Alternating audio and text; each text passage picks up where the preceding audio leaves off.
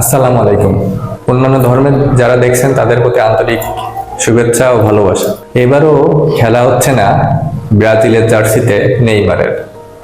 পোড়া কপালই ধরা যায় এই প্লেয়ারটার। লাইফে যে কতবার এই প্লেয়ারটা ইনজুরির কারণে কত মৌসুম, কত মাস, কত বছর যে খেলতে পারলো না, এটা তার ক্যারিয়ারের বড় একটা প্রভাব ফেলছে। এবং তিনি যে মানের প্লেয়ার, যে কাতারে তার থাকা উচিত, সেই কাতারটা তিনি কিন্তু আজও সেই জায়গায় পৌঁছাতে পারেননি।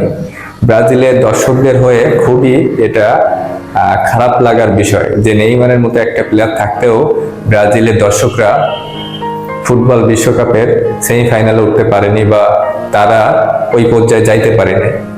দেখুন, নেইমার প্রতিবারই তিনি কিন্তু ইনজুরি তার সঙ্গী, প্রতিবারই ইনজুরি সঙ্গী। লাস্ট আপনার ব্রাজিল দল ঘোষণা হয়েছিল, কোচ দরি সংবাদ দিয়েছিল 16 মাস পরে ব্রাজিলের হয়ে মাঠে নামছেন নেইমার, যে বিশ্বকাপ বাছাই করবে।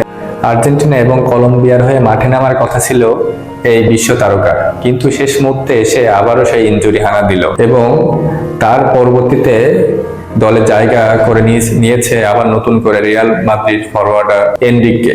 নেইমার সর্বশেষ তার আন্তর্জাতিক ম্যাচ খেলেছেন 2023 সালে উরুগুয়ের বিপক্ষে। সেই ম্যাচে তিনি চোট পেয়ে মাঠ থেকে বের হয়েছেন এবং সম্প্রতি সময়ে তিনি তার শৈশবের লিগ সন্তোষে হয়ে তিনি কিন্তু দুর্দান্ত খেলছিলেন, কিন্তু হঠাৎ করে গত যে ম্যাচটা গেল সেই ম্যাচে ব্রাগান্তিনোর বিপক্ষে সন্তোষের তার টিমটা কিন্তু জিতেছে 2-0 গোলে, কিন্তু ব্রাগান্তিনোর বিপক্ষে তিনি কিন্তু ঠিকই চোট পেয়ে যান এবং শোনা গেছে তার পেশিতে চোট পেয়েছে এবং তার পরবর্তীতে তিনি মাঠ থেকে বেরিয়ে যান এবং তার পরবর্তীতে নিউজে শোনা যায় যে এবারও খেলা হচ্ছে না নেইমারের মতো বিশ্ব তারকা। তো তার ফেরার ম্যাচটা আরো পিছিয়ে গেল এবং ব্রাজিলের দর্শকদের জন্য খুবই একটা খারাপ নিউজ। তারা অনেকদিন পর তাদের প্রিয় প্লেয়ারকে টিভির সামনে দেখতে চেয়েছিল, তো তার ফেরাটা আরো দীর্ঘায়িত হলো।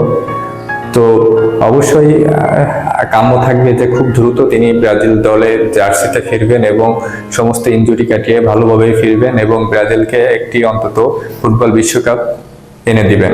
তো অবশ্যই ভিডিও ভালো লাগলে লাইক, কমেন্ট, ফলো, সাবস্ক্রাইব করে পাশে থাকবেন। ধন্যবাদ।